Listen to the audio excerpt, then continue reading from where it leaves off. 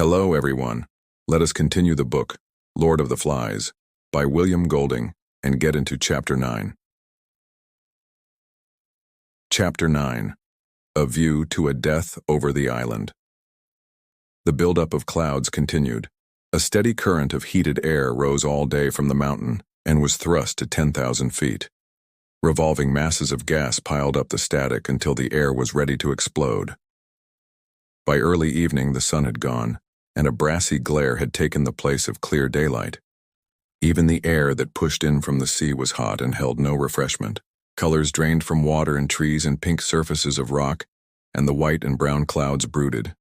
Nothing prospered but the flies who blackened their lord and made the spilt guts look like a heap of glistening coal.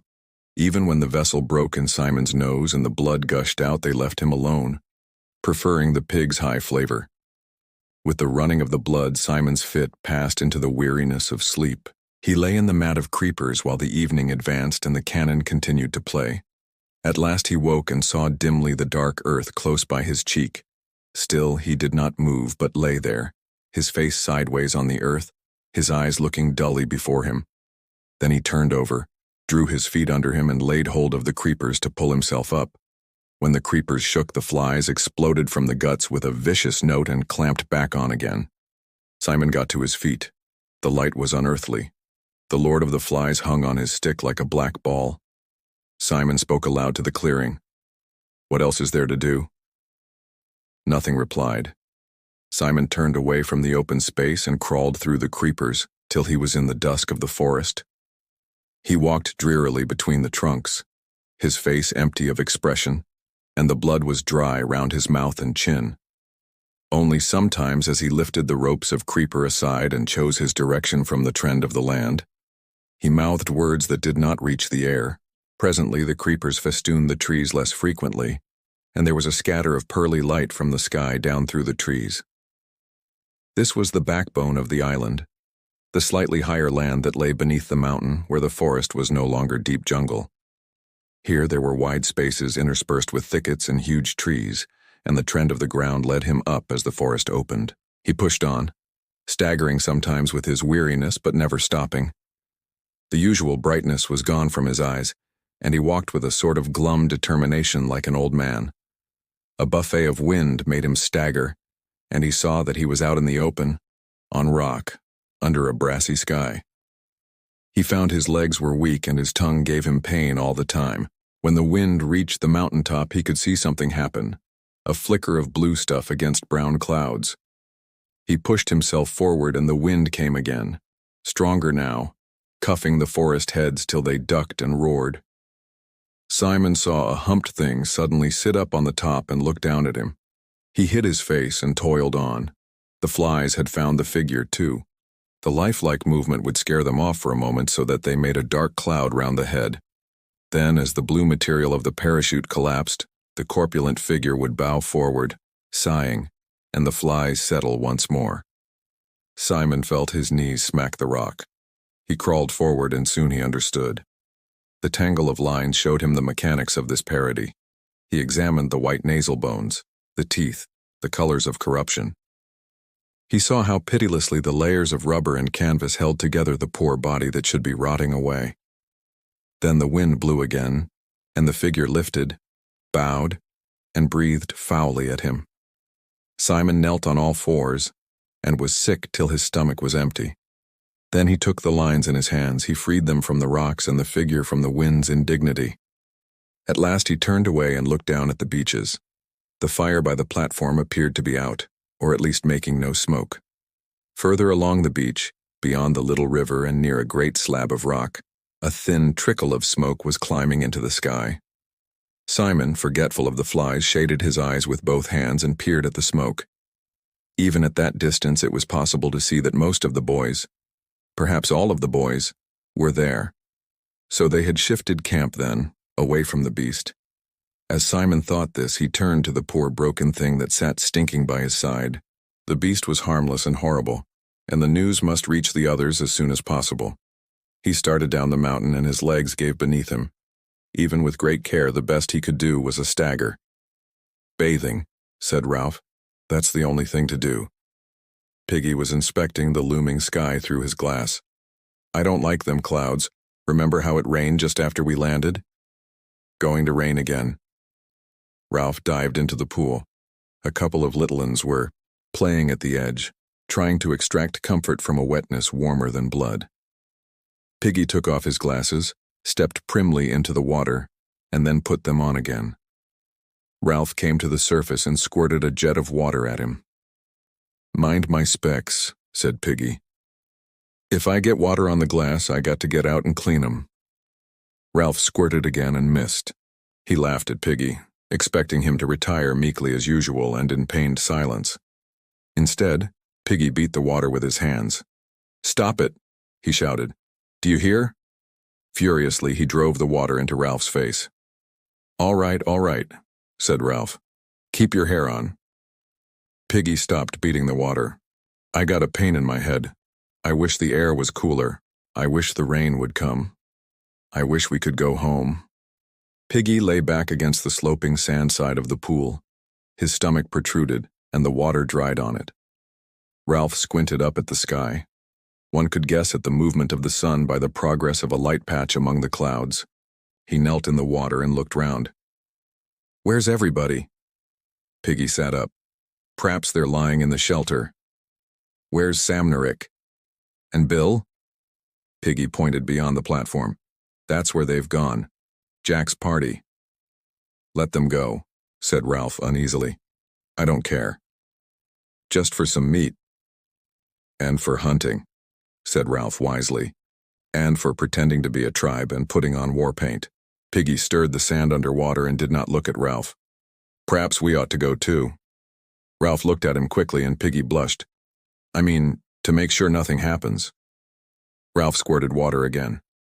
Long before Ralph and Piggy came up with Jack's lot, they could hear the party. There was a stretch of grass in a place where the palms left a wide band of turf between the forest and the shore. Just one step down from the edge of the turf was the white, blown sand of above high water, warm, dry, trodden. Below that again was a rock that stretched away toward Thelagoon. Beyond was a short stretch of sand and then the edge of the water. A fire burned on the rock and fat dripped from the roasting pig meat into the invisible flames. All the boys of the island, except Piggy, Ralph, Simon, and the two tending the pig, were grouped on the turf. They were laughing, singing, lying, squatting, or standing on the grass, holding food in their hands.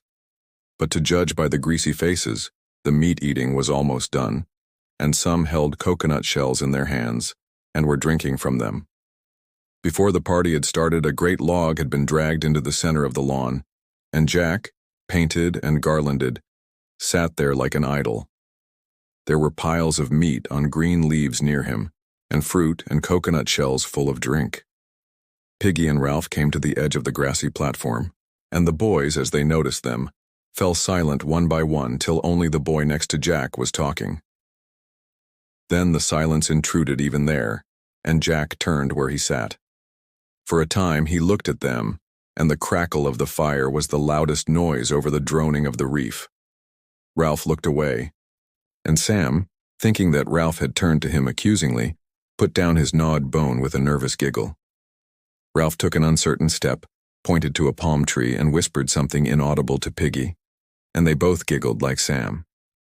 Lifting his feet high out of the sand, Ralph started to stroll past. Piggy tried to whistle. At this moment, the boys who were cooking at the fire suddenly hauled off a great chunk of meat and ran with it toward the grass. They bumped Piggy, who was burnt, and yelled and danced. Immediately, Ralph and the crowd of boys were united and relieved by a storm of laughter. Piggy once more was the center of social derision so that everyone felt cheerful and normal. Jack stood up and waved his spear. "Take them some meat." The boys with the spit gave Ralph and Piggy each a succulent chunk. They took the gift, dribbling. So they stood and ate beneath a sky of thunderous brass that rang with the storm coming. Jack waved his spear again. "Has everybody eaten as much as they want?" There was still food left, sizzling on the wooden spits, heaped on the green platters. Betrayed by his stomach, Piggy threw a picked bone down on the beach and stooped for more. Jack spoke again, impatiently. "Has everybody eaten as much as they want?" His tone conveyed a warning, given out of the pride of ownership, and the boys ate faster while there was still time. Seeing there was no immediate likelihood of a pause, Jack rose from the log that was his throne and sauntered to the edge of the grass. He looked down from behind his paint at Ralph and Piggy. They moved a little farther off over the sand, and Ralph watched the fire as he ate. He noticed, without understanding, how the flames were visible now against the dull light. Evening was come, not with calm beauty, but with the threat of violence. Jack spoke. "Give me a drink." Henry brought him a shell and he drank, watching Piggy, and Ralph over the jagged rim. Power lay in the brown swell of his forearms. Authority sat on his shoulder and chattered in his ear like an ape. "All sit down." The boys ranged themselves in rows on the grass before him, but Ralph and Piggy stayed a foot lower, standing on the soft sand. Jack ignored them for the moment, turned his mask down to the seated boys and pointed at them with the spear. "Who's going to join my tribe?" Ralph made a sudden movement that became a stumble. Some of the boys turned toward him. "I gave you food," said Jack, "and my hunters will protect you from the beast. Who will join my tribe?" "I'm chief," said Ralph, "because you chose me, and we were going to keep the fire going. Now you run after food." "You ran yourself," shouted Jack. "Look at that bone in your hands." Ralph went crimson. "I said you were hunters. That was your job." Jack ignored him again. "Who'll join my tribe and have fun?" "I'm chief," said Ralph tremulously. "And what about the fire? And I've got the conch." "You haven't got it with you," said Jack, sneering. "You left it behind. See, clever? And the conch doesn't count at this end of the island." All at once the thunder struck. Instead of the dull boom, there was a point of impact in the explosion. "The conch counts here too," said Ralph, "and all over the island." "What are you going to do about it then?" Ralph examined the ranks of boys. There was no help in them, and he looked away, confused and sweating. Piggy whispered, "The fire. Rescue. Who'll join my tribe?" "I will." "Me." "I will." "I'll blow the conch," said Ralph breathlessly, "and call an assembly. We shan't hear it." Piggy touched Ralph's wrist. "Come away. There's going to be trouble, and we've had our meat." There was a blink of bright light beyond the forest, and the thunder exploded again, so that a little one started to whine. Big drops of rain fell among them, making individual sounds when they struck. "Going to be a storm," said Ralph, "and you'll have rain like when we dropped here. Who's clever now? Where are your shelters? What are you going to do about that?" The hunters were looking uneasily at the sky, flinching from the stroke of the drops. A wave of restlessness set the boys swaying and moving aimlessly. The flickering light became brighter, and the blows of the thunder were only just bearable. The little ones began to run about, screaming. Jack leapt onto the sand. "Do our dance, come on! Dance!" He ran stumbling through the thick sand to the open space of rock beyond the fire. Between the flashes of lightning, the air was dark and terrible, and the boys followed him clamorously. Roger became the pig, grunting and charging at Jack, who sidestepped. The hunters took their spears, the cooks took spits, and the rest clubs of firewood. A circling movement developed and a chant. While Roger mimed the terror of the pig, the little ones ran and jumped on the outside of the circle. Piggy and Ralph, under the threat of the sky, found themselves eager to take a place in this demented but partly secure society. They were glad to touch the brown backs of the fence that hemmed in the terror and made it governable. Kill the beast, cut his throat, spill his blood. The movement became regular while the chant lost its first superficial excitement and began to beat like a steady pulse. Roger ceased to be a pig and became a hunter, so that the center of the ring yawned emptily. Some of the little ones started a ring on their own, and the complementary circles went round and round as though repetition would achieve safety of itself. There was the throb and stamp of a single organism. The dark sky was shattered by a blue-white scar. An instant later, the noise was on them like the blow of a gigantic whip. The chant rose a tone in agony. Kill the beast, cut his throat, spill his blood. Now out of the terror rose another desire, thick, urgent, blind. Kill the beast, cut his throat, spill his blood. Again the blue-white scar jagged above them and the sulphurous explosion beat down. The little one screamed and blundered about, fleeing from the edge of the forest, and one of them broke the ring of byguns in his terror. Him! Him! The circle became a horseshoe. A thing was crawling out of the forest. It came darkly, uncertainly. The shrill screaming that rose before the beast was like a pain. The beast stumbled into the horseshoe. "Kill the beast! Cut his throat! Spill his blood!" The blue-white scar was constant, the noise unendurable. Simon was crying out something about a dead man on a hill. "Kill the beast! Cut his throat! Spill his blood! Do him in!" The sticks fell, and the mouth of the new circle crunched and screamed. The beast was on its knees in the center, its arms folded over its face. It was crying out against the abominable noise, something about a body on the hill. The beast struggled forward, broke the ring, and fell over the steep edge of the rock to the sand by the water. At once the crowd surged after. It poured down the rock, leapt onto the beast, screamed, struck, bit, tore. There were no words and no movements but the tearing of teeth and claws. Then the clouds opened and let down the rain like a waterfall. The water bounded from the mountaintop, tore leaves and branches from the trees, poured like a cold shower over the struggling heap on the sand. Presently the heap broke up and figures staggered away. Only the beast lay still, a few yards from the sea. Even in the rain they could see how small a beast it was, and already its blood was staining the sand. Now a great wind blew the rain sideways, cascading the water from the forest trees. On the mountaintop, the parachute filled and moved.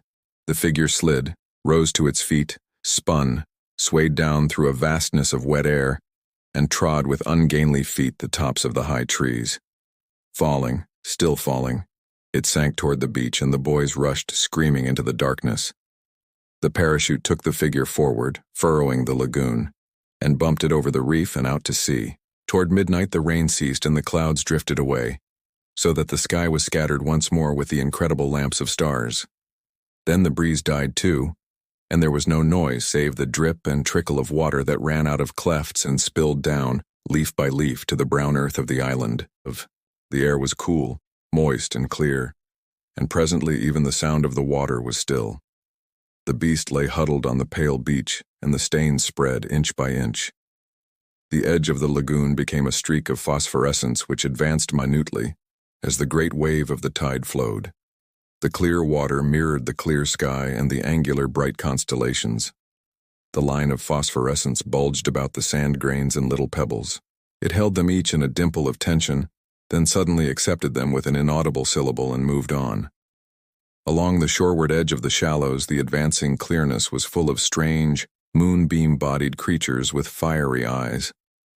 Here and there a larger pebble clung to its own air and was covered with a coat of pearls.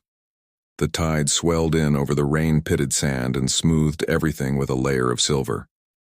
Now it touched the first of the stains that seeped from the broken body, and the creatures made a moving patch of light as they gathered at the edge. The water rose farther and dressed Simon's coarse hair with brightness.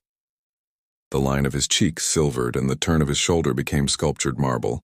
The strange attendant creatures with their fiery eyes and trailing vapors busied themselves round his head.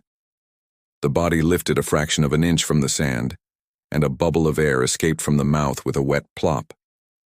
Then it turned gently in the water. Somewhere over the darkened curve of the world the sun and moon were pulling, and the film of water on the Earth planet was held, bulging slightly on one side while the solid core turned. The great wave of the tide moved farther along the island and the water lifted. Softly, surrounded by a fringe of inquisitive bright creatures, itself a silver shape beneath the steadfast constellations, Simon's dead body moved out toward the open sea. That concludes Chapter 9. We will continue with Chapter 10 in the next video.